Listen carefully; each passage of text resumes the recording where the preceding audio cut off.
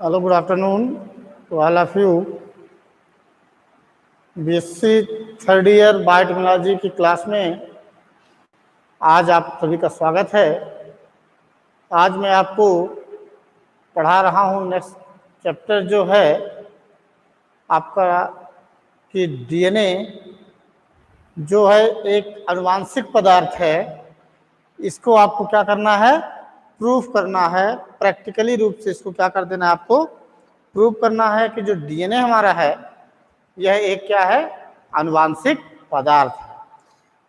Dear, आपको बता दें कि ये डिस्कवरी के पहले मतलब कि 1925 के आसपास के दशक में ये माना जाता था कि डीएनए आनुवांशिक पदार्थ है कि आरएनए है कि प्रोटीन है। अलग अलग साइंटिस्टों का अलग अलग मत हुआ करता था। तो इसमें काफी सारी हाइपोथेसिस थी लोगों की। एक समय ऐसा आया था कि आरएनए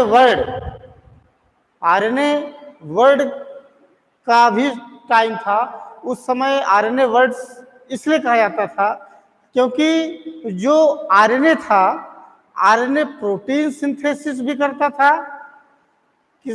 कैसे? राइबोसोम की सहायता से। यानी आरएनए में क्या थी, प्रोटीन संश्लेषण का भी उसमें क्षमता पाई जाती थी और साथ ही उसमें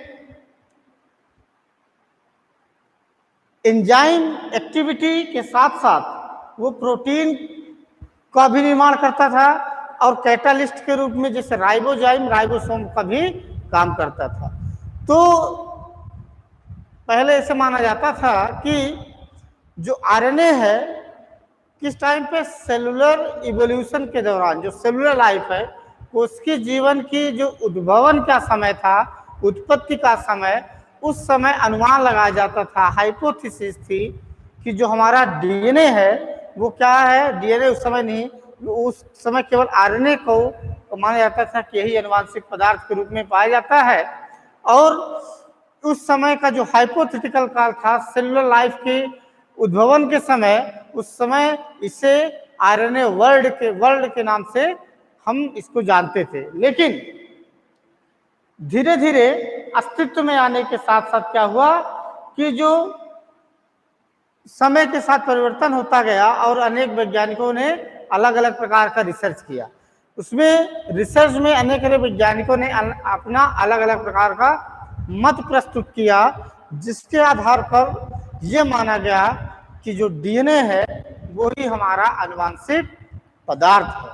क्योंकि जो डीएनए है ये ही जेनेटिक मटेरियल को क्या करता है, स्टोर करता है और इंस्ट्रक्शन देता है जिससे प्रोटीन का निर्माण होता है।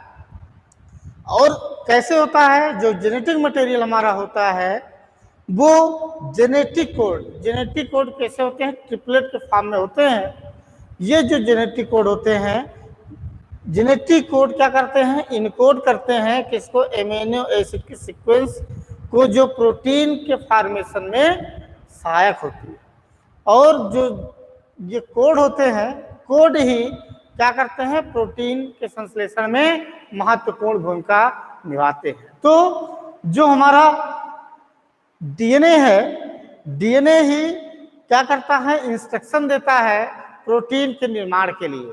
और साथ ही ये भी माना जाता है कि जो आज के समय में, वर्तमान समय में लगभग सभी सेलुलर लाइफ में, यहाँ यानी प्रोकैरियोटिक हो चाहे यूकैरियोटिक हो, उनमें तो डीएनए है आनुवांशिक पदार्थ के रूप में पाया ही जाता है। साथ ही कुछ वायरस जैसे क्या होते हैं आपके वायरस होते हैं जैसे बैक्टीरियोफेज, इसमें भी डीएनए आनुवांशिक पदार्थ के रूप में होता है। तो इस सिद्धांत को क्या करने के लिए, पुष्टि करने के लिए अलग अलग वैज्ञानिकों ने क्या किया, एक्सपेरिमेंट किया कि जो हमारा डीएनए होता है वो आनुवांशिक पदार्थ है कि नहीं। इसके लिए अनेक वैज्ञानिकों ने जो अपने मत दिए, उनमें से पहले एक्सपेरिमेंट के रूप में 1928 में, कब, 1928 में फ्रेडरिक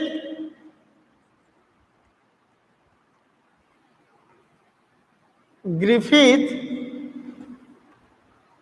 ने एक एक्सपेरिमेंट दिया जिसको ट्रांसफॉर्मिंग प्रिंसिपल के नाम से भी जाना जाता है। क्या कहा जाता है इसको? ट्रांसफॉर्मिंग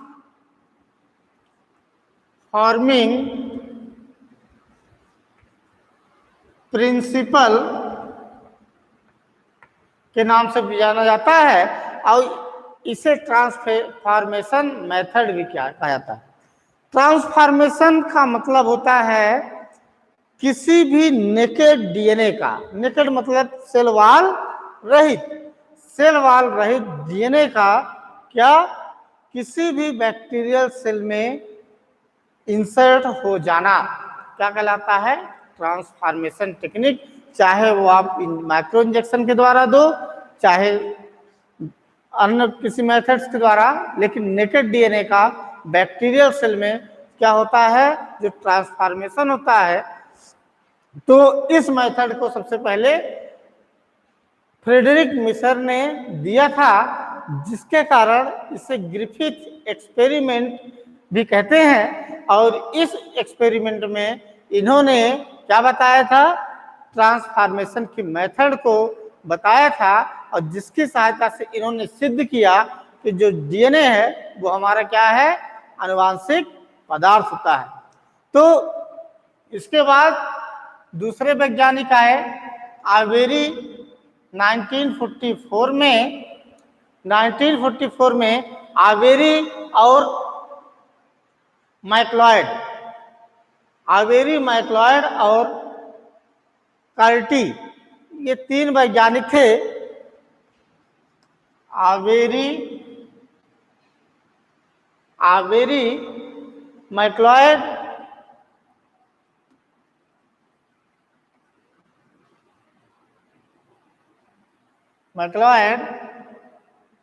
एंड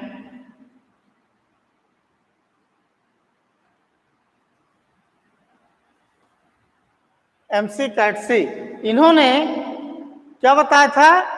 ये भी बताया था कि जो डीएनए ही के 1984 में इन्होंने, जब ग्रिफिथ एक्सपेरिमेंट आया, इसके बाद इन्होंने आवेरी और मैककेटसी ने ये बताया कि केवल डीएनए ही आनुवांशिक पदार्थ नहीं है, जबकि इसके साथ साथ प्रोटीन और आरएनए भी होते हैं। इन्होंने अपने एक्सपेरिमेंट में क्या किया था कि डीएनए का एक्सपेरिमेंट और बैक्टीरियल सेल के साथ साथ जो इन्होंने छोड़ दिया था एक्सपेरिमेंट की ग्रिफिथ ने कि स्ट्रेन, रफ स्ट्रेन और स्मूथ स्ट्रेन को रिकम्बाइन कराया गया। रिकम्बाइन कराने के साथ जो स्ट्रेन बन रही है, उसके बाद उन्होंने क्या किया था? आरएनएज और प्रोटीएज एंजाइम को यूज किया, तो भी ट्रांसफॉर्मेशन की प्रोसेस दिखाई दे रही थी। तो इन्होंने क्या किया था? 1984 में अपना एक्सपेरिमेंट किया था, जिसमें आरएनएज और प्रोटीएज एंजाइम का यूज किया और जिसके द्वारा ट्रांसफॉर्मेशन भी हुआ। तो इन्होंने ये भी माना कि नहीं, केवल डीएनए ही आनुवांशिक पदार्थ नहीं है, प्रोटीन और आरएनए भी हो सकते हैं, लेकिन इनकी हाइपोथेसिस फेल हो गई। इसके बाद सन 1952 में हर्शे एंड चेस ने एक एक्सपेरिमेंट किया, और इस एक्सपेरिमेंट को आज के समय में ट्रांसडक्शन मेथड्स कहा जाता है। ये 1952 में दिया था, और इन्होंने अपने एक्सपेरिमेंट में ये बता दिया कि डीएनए ही आनुवांशिक पदार्थ होता है, और इस ट्रांसडक्शन मेथड के द्वारा सभी जगह ये मान लिया गया कि जो सेलुलर लाइफ में आनुवांशिक पदार्थ है वो केवल और केवल डीएनए होता है। और इसके बाद 1953 में मिलर और यूरे ने भी इसके संबंध में अलग अलग अपना एक्सपेरिमेंट करके भी डीएनए को आनुवांशिक पदार्थ के रूप में बताया है। तो अब हम चलते हैं कहाँ, आपका ग्रिफिथ एक्सपेरिमेंट में, कीनोन एक्सपेरिमेंट में किया क्या।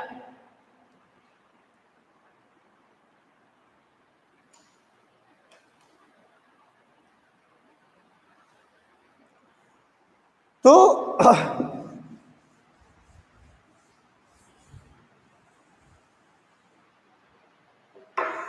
जो ग्रिफिथ है, ग्रिफिथ ने ट्रांसफॉर्मेशन एक्सपेरिमेंट में क्या किया था, इस एक्सपेरिमेंट को संपन्न कराने के लिए उन्होंने बैक्टीरिया की 2 अलग अलग स्ट्रेन का सिलेक्शन किया, और जिस बैक्टीरिया का ग्रिफिथ ने सिलेक्शन किया था वो था आपका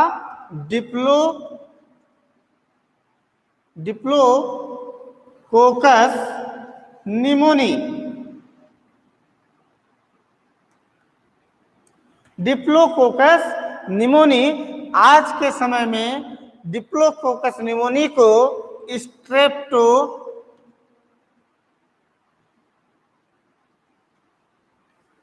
स्ट्रेप्टोकोकस निमोनी के नाम से जाना जाता है। स्ट्रेप्टोकोकस निमोनी के नाम से जाना जाता है।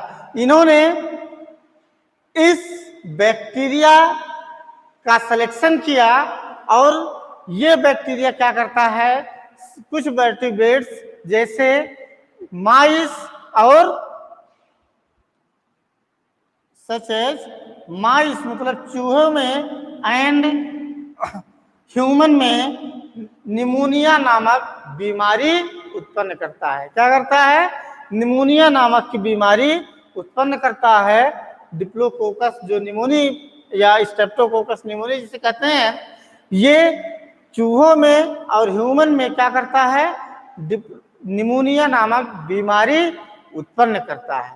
तो इन्होंने अपने एक्सपेरिमेंट में इस बैक्टीरिया का सिलेक्शन किया, स्ट्रेप्टोकोकस निमोनी का। जो स्ट्रेप्टोकोकस निमोनी बैक्टीरिया है, ये स्ट्रेप्टोकोकस बैक्टीरिया जो है, इसकी 2 स्ट्रेन होती है। एक स्ट्रेन होती है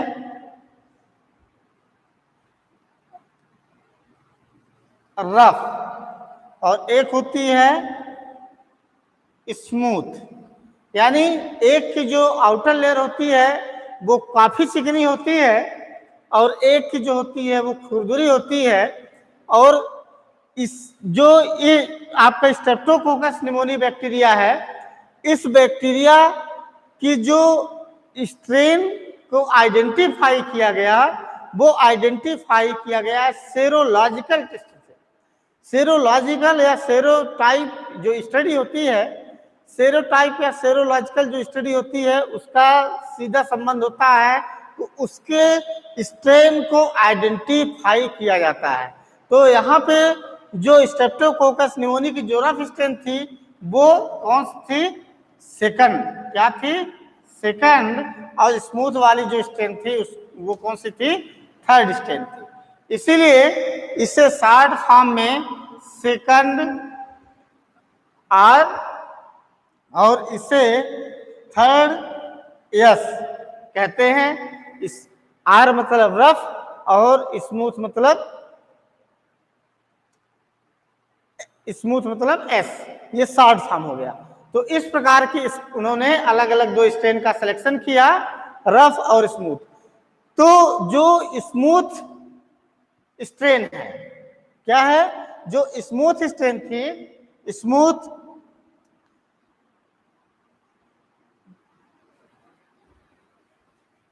यस थर्ड मतलब स्मूथ जो स्ट्रेन थी, इस स्मूथ स्ट्रेन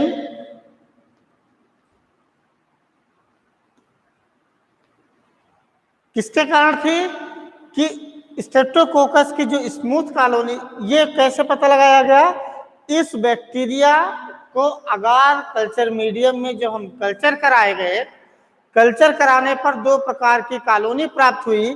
तो उसकी जब स्टडी की गई तो देखा गया कि जो स्मूथ पॉलीसेकेराइड जो स्मूथ स्ट्रेन है, उसके जो आउटर लेयर में है वो क्या पाई जाती थी, म्यूकोपॉलीसेकेराइड की लेयर पाई जाती है। क्या पाई जाती है, म्यूकोपॉलीसेकेराइड की लेयर होती है। म्यूकोपॉलीसेकेराइड की लेयर के कारण जो स्ट्रेप्टोकोकस की ये थर्ड स्ट्रेन होती है वो चिकनी होती है। इसके साथ साथ जो यस्थर्ड ये है ये कैसी होती है, रोग को उत्पन्न करने वाली स्ट्रेन है। क्या है, रोग उत्पन्न करने वाली स्ट्रेन है। तो इसको हम कहते हैं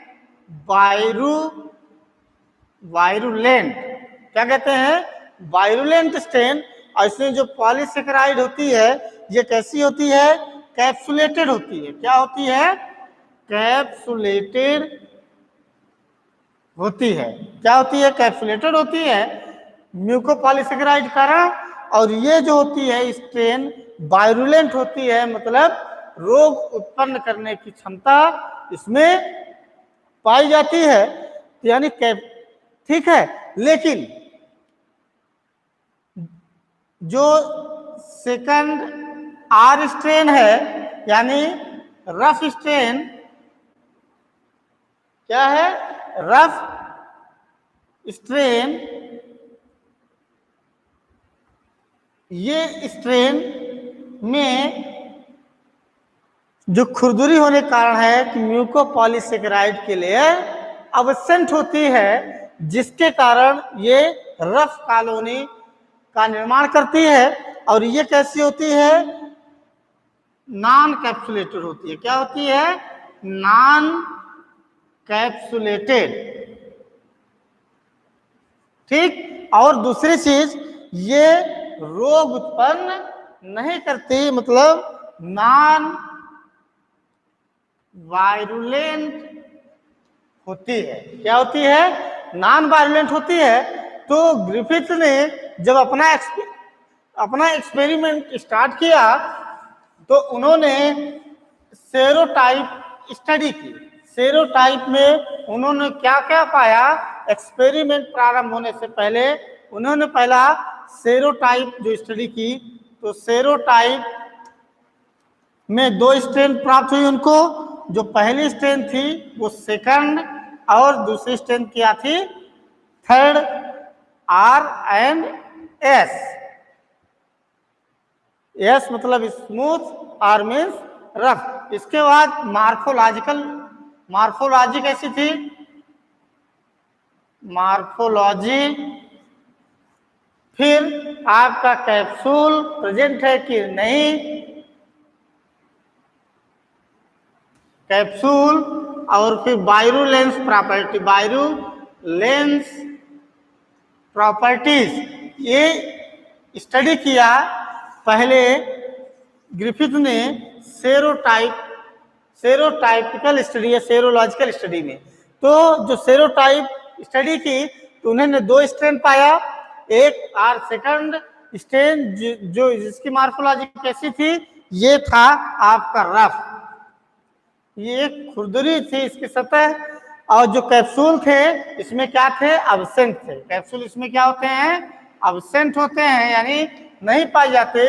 अब वायरुलेंट नहीं होता, ये हो गया क्या होता है, नॉन वायरुलेंट स्ट्रेन।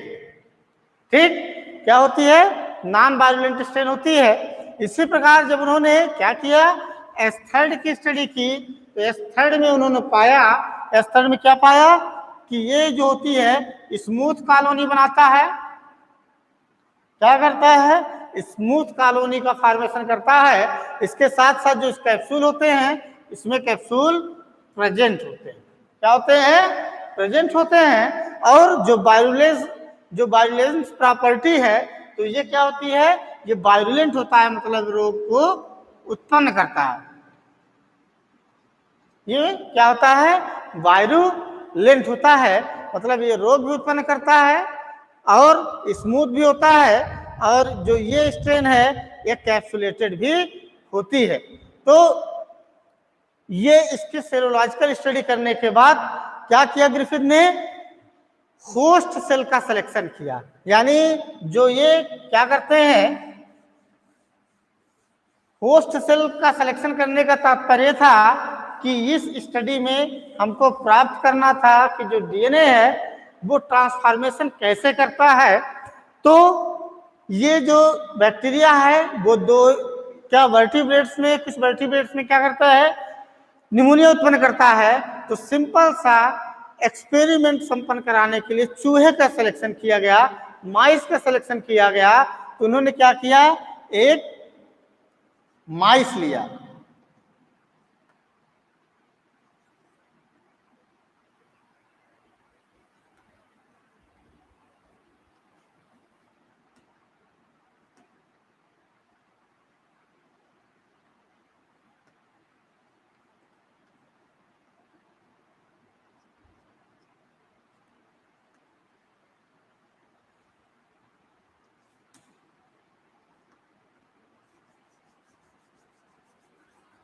क्या किया इन्होंने, एक माइस का सिलेक्शन किया जिसमें स्ट्रेप्टोकोकस निमोनी बैक्टीरिया के स्ट्रेन को इंसर्ट कराना था।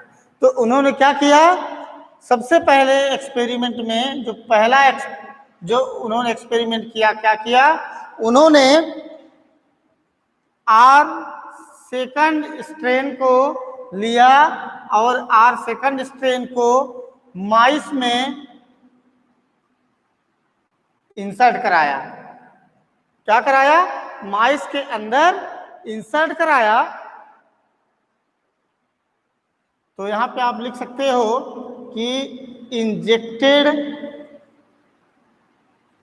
इनटू माइस। क्या किया, आर सेकंड स्ट्रेन लिया और सिरेंज की सहायता से, सुई की सहायता से क्या किया, माइस में या चूहे में क्या कराया, इंसर्ट कराया। इंसर्ट कराने के बाद वो देखे कि जो चूहा था वो कैसा था, लाइव था, जिंदा था।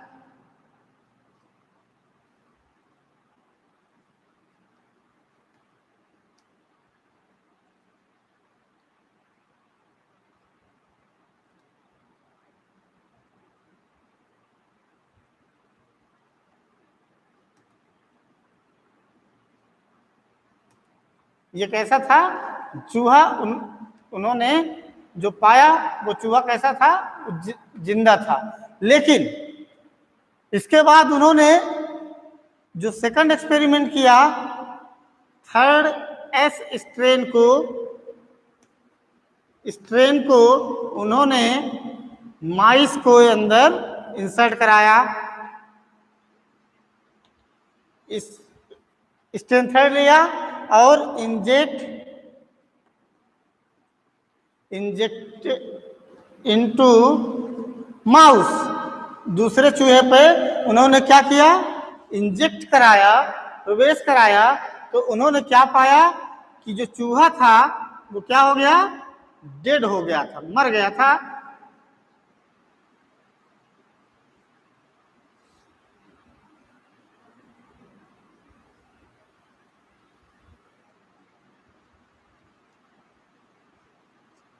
ये चूहा क्या हो गया, डाई हो गई, इसकी क्या हो गई, डेथ हो गई। तो पहला जो रफ कॉलोनी उन्होंने डाला, ये कैसी स्ट्रेन थी, ये नॉन वायरुलेंट थी। कैसी थी, नॉन वायरुलेंट स्ट्रेन थी। यानी ये स्ट्रेन चूहे में निमोनिया नामक बीमारी को उत्पन्न नहीं कर पाई, और जब निमोनिया नामक बीमारी उत्पन्न नहीं हुई तो ये चूहा जिंदा रहा। लेकिन इसके बाद उन्होंने क्या किया, जो स्ट्रेन थर्ड थी, इस स्ट्रेन थर्ड को चूहे में जैसे ही इंजेक्ट कराया, तो जैसे ही इंजेक्ट कराया इसके बाद चूहे में निमोनिया नामक बीमारी उत्पन्न होती है और चूहे की मृत्यु हो जाती है। तब इसके बाद उन्होंने क्या किया कि जो तीसरा उन्होंने एक्सपेरिमेंट किया कि हीट किल्ड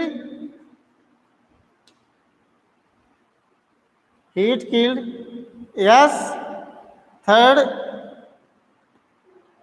स्ट्रेन। उन्होंने जब S3 को डायरेक्ट उन्होंने क्या कराया, इंसर्ट कराया चूहे में, तो मर गया या निमोनिया उत्पन्न हो गई।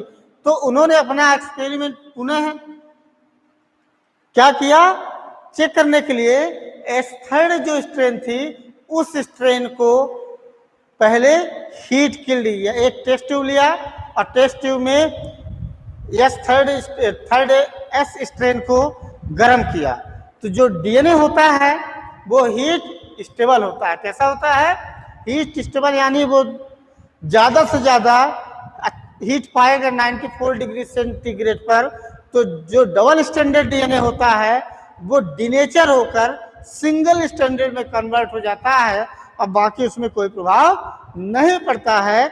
लेकिन उसके अलावा जो प्रोटीन होती है या अन्य ऑर्गेनिक मॉलिक्यूल्स होते हैं वो हीट के कारण, बॉइल्ड होने के कारण डिनेचर हो जाते हैं, टूट जाते हैं और पूरी तरीके से नष्ट हो जाते हैं। तो जब इन्होंने क्या किया, S3 स्ट्रेन को गर्म किया और गर्म करने के बाद पुनः इंजेक्टेड इनटू माइस सेल इनटू माउस। तो फिर इन्होंने क्या किया, गर्म करने के बाद S3 स्ट्रेन को हीट किल करके पुनः किस में डाला, चूहे में। जब चूहे में डालते हैं तो क्या पाते हैं कि ये चूहा पुनः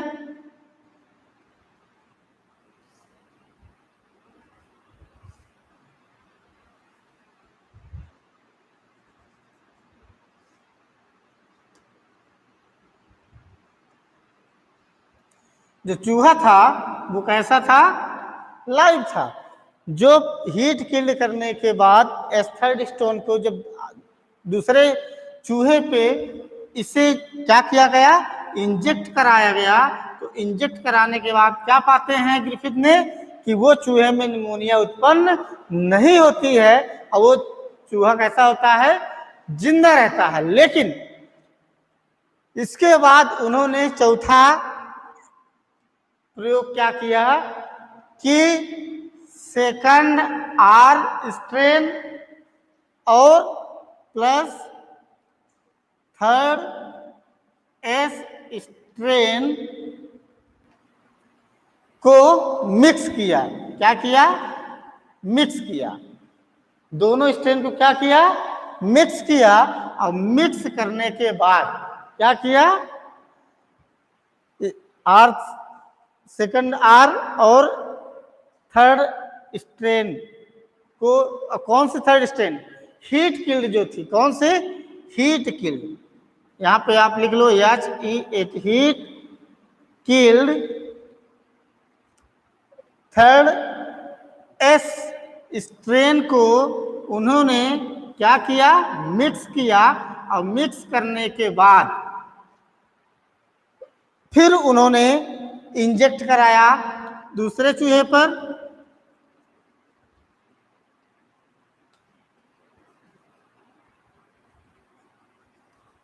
अन्य चूहे पर उन्होंने इसे इंजेक्ट कराया। किसको किसको, आर सेकंड स्ट्रेन को, सेकंड आर स्ट्रेन को, और heat killed third S strain को मिक्स करके उन्होंने चूहे में जब इंजेक्ट कराया। इंजेक्ट कराने के बाद क्या पाते हैं कि जो चूहा था वो डेड हो जाता है, यानी इसमें पुनः निमोनिया उत्पन्न हो जाती है। और निमोनिया उत्पन्न होने के कारण ये चूहा पुनः मर जाता है। और इस प्रकार की पोजीशन क्यों क्रिएट होती है, इससे क्या निष्कर्ष निकलता है। यानी जब अब यहाँ पे हम आते हैं कि जो ग्रिफिथ का एक्सपेरिमेंट था, ये उन्होंने 4 एक्सपेरिमेंट किए थे। पहला क्या किया, उन्होंने डिप्लोकोकस निमोनी बैक्टीरिया की 2 स्ट्रेन को एक्सपेरिमेंट में सेलेक्ट किया और होस्ट सेल के रूप में माइस का सिलेक्शन किया।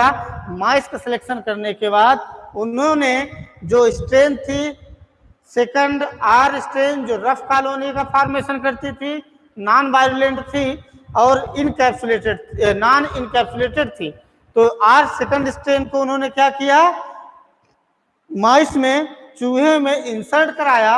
तो जब माइस में इंसर्ट कराता है तो एक्सपेरिमेंट के बाद उन्हें क्या देखते हैं कि जो आर सेकंड स्ट्रेन है वो चूहे में निमोनिया बीमारी उत्पन्न नहीं कर पा रहा है और चूहा जिंदा है।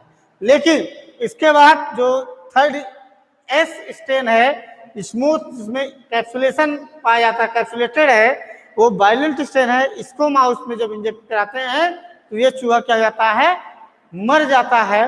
और इसके बाद उन्होंने तीसरा जो एक्सपेरिमेंट किया कि सेकंड आर स्ट्रेन और एस थर्ड स्ट्रेन को क्या किया, नहीं, फिर इसके बाद जब एस थर्ड स्ट्रेन को गर्म किया, गर्म करने के बाद उन्होंने माइस में इंजेक्ट कराया। तो इंजेक्ट कराने पर देखते हैं कि ये जो माइस है, चूहा है, वो कैसा होता है, जिंदा रहता है, उसमें डेथ नहीं होती है और ना ही निमोनिया काल होती है।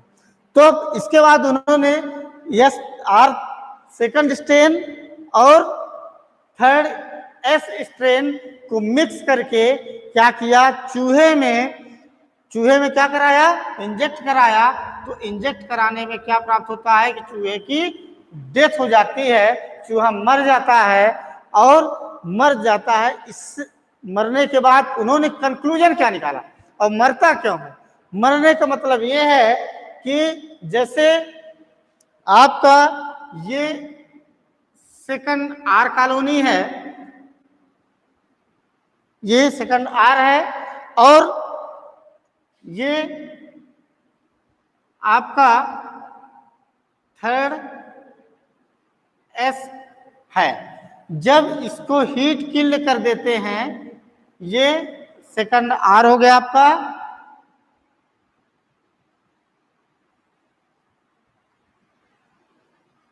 और ये हो गया थर्ड एस। जब एस थर्ड को हीट दिया जाता है तो जो इसकी प्रोटीन होती है वो हीट के कारण डिनेचर होके टूट जाती है। क्या जाती है, टूट जाती है। तो जब इनमें आपस में मिक्स कराया जाता है आर सेकंड और एस थर्ड, जो क्या होता है, हीट किल्ड होता है। हीट किल्ड करने पर बैक्टीरिया क्या हो जाते हैं, मृत हो जाते हैं। अब मृत होने के बाद जो उसका जेनेटिक मटेरियल होता है वो नेकेड रूप से बाहर आ जाता है। और बाहर आने के बाद जो बैक्टीरिया की स्ट्रेन आर सेकंड है, उस स्ट्रेन में ये जो इसमें आपका क्या है, इसकी जो पॉलीसेकेराइड की जो लेयर है, ये जो आउटर लेयर है, इसके अंदर इसका खुद का जो डीएनए है वो तो प्रेजेंट है, साथ में ये जो नेकेड डीएनए है ये भी इसके अंदर प्रवेश कर जाता है। तो ये जो आपका एस थर्ड का जो आपका नेकेड डीएनए है वो इस आर सेकंड वाली सेल में, बैक्टीरियल सेल में इंसर्ट हो जाता है। यही जो ट्रांसफॉर्मेशन, यही जो नेकेड डीएनए का बैक्टीरियल सेल के अंदर इंजेक्ट होना, इंसर्ट होना या ट्रांसफर होना, ट्रांसफॉर्मेशन कहलाता है। यानी नेकेड डीएनए, ये क्या बता, डीएनए जो जेनेटिक मटेरियल था, ये जेनेटिक मटेरियल सीधे क्या हो गया, जो मिक्स किया गया है आर सेकंड स्ट्रेन को एक टेस्ट ट्यूब में, ये टेस्ट ट्यूब लेते हैं हम। इस टेस्ट ट्यूब में जब हम क्या करते हैं, एक स्ट्रेन ये और ये जो टूटी सेल्स है, इसका जो डीएनए होता है, ये जो डीएनए है ये फ्री होता है। अब फ्री होने के कारण इस सेल के अंदर इंसर्ट कर के अपना जो वायरुलेंस प्रॉपर्टी होता है इस सेल में उत्पन्न कर देता है। तो जो ये नेकेड डीएनए था वो non virulent cell R second strain के अंदर आकर जो इसमें जीन, वायरुलेंट जीन थे, जो हीट किल्ड थर्ड स्ट्रेन का जो जीन था वो कैसा था, वायरुलेंट था। और वायरुलेंट होने के कारण ये gene R second R strain के जीन में वायरुलेंस प्रॉपर्टी उत्पन्न कर देता है और इस सेल को वायरुलेंट कर देता है। और जब ये वायरुलेंट जीन सेल किसमें इंसर्ट होता है, माइस में इंसर्ट करा जाता है, तो चूहे की मृत्यु हो जाती है।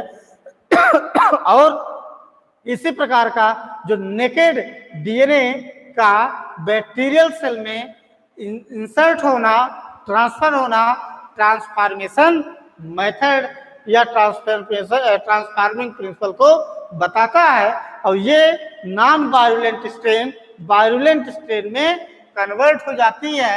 ये कैसी जाती है, वायरुलेंट स्ट्रेन के रूप में कन्वर्ट हो जाती है। और ये स्ट्रेन जब हम क्या करते हैं, इस स्ट्रेन को चूहे में इंसर्ट कराते हैं तो चूहे की मृत्यु हो जाती है। इस प्रकार से क्या होता है, डीएनए का ट्रांसफॉर्मेशन क्या जाता है, नॉन वायरुलेंट सेल से नॉन वायरुलेंट सेल में होता है।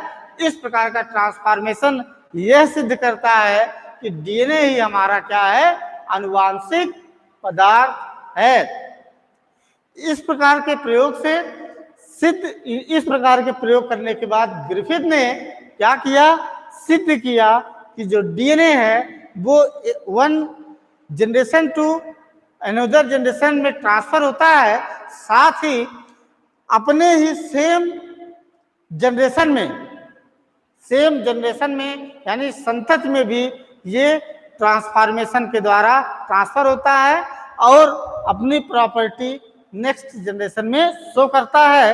तो इस प्रकार से क्या होता है, जो स्ट्रेन है आपकी नॉन वायरुलेंट से वायरुलेंट में कन्वर्ट होकर ट्रांसफॉर्मेशन को शो करती है। और इस प्रकार से ग्रिफिथ ने सिद्ध किया कि जो डीएनए है वो हमारा आनुवांशिक पदार्थ होता है। लेकिन अनेक वैज्ञानिकों ने यह भी कहा कि नहीं, उसमें प्रोटीन के भी पार्टिकल्स थे।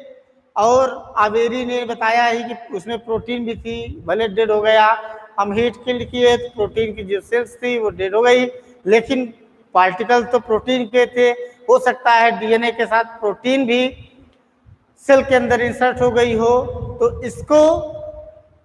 इसलिए इस एक्सपेरिमेंट को पहले मान्यता नहीं दी गई, लेकिन इसे प्रारंभिक रूप से माना गया कि डीएनए आनुवांशिक पदार्थ है। इसके बाद सन 1952 में जब हर्शे एंड चेस ने एक्सपेरिमेंट दिया तो उस एक्सपेरिमेंट को ट्रांसडक्शन के नाम से जाना जाता है, जो पूर्णतः सिद्ध कर दिया कि जो हमारा डीएनए है वही आनुवांशिक पदार्थ के रूप में होता है। और सार्वभौमिक रूप से सभी वैज्ञानिकों के द्वारा और साइंस सोसाइटी के द्वारा स्वीकार किया गया कि जो डीएनए है वही हमारा आनुवांशिक पदार्थ होता है। इस प्रकार से ट्रांसफॉर्मेशन मेथड के द्वारा ग्रिफिथ ने सिद्ध किया कि जो डीएनए है वो हमारा आनुवांशिक पदार्थ है। तो आज एक एक्सपेरिमेंट हमने आपको पढ़ा दिया, कल आपको पढ़ाएंगे कि जो ट्रांसडक्शन एक्सपेरिमेंट है हर्शे एंड चेस के द्वारा, उन्होंने अपने एक्सपेरिमेंट के द्वारा कैसे सिद्ध किया है कि जो हमारा डीएनए है वो ही आनुवांशिक पदार्थ है। और इसके बाद जो बीच का टाइम है 1944 में जो आवेरी और मैक्लॉयड के द्वारा एक्सपेरिमेंट दिया गया था, उस संबंध में भी कल हम चर्चा करेंगे कि उन्होंने एंजाइम और आरएनए के लिए आरएनएज एंजाइम और प्रोटीएज एंजाइम को भी इस हील्ड की R second plus heat killed strain के डीएनए को एक्सट्रैक्ट करके एंजाइम के साथ मिक्स किया तो कैसे ट्रांसफॉर्मेशन होता है, और उन्होंने अपने मत में क्या बताया, इसके संबंध में हम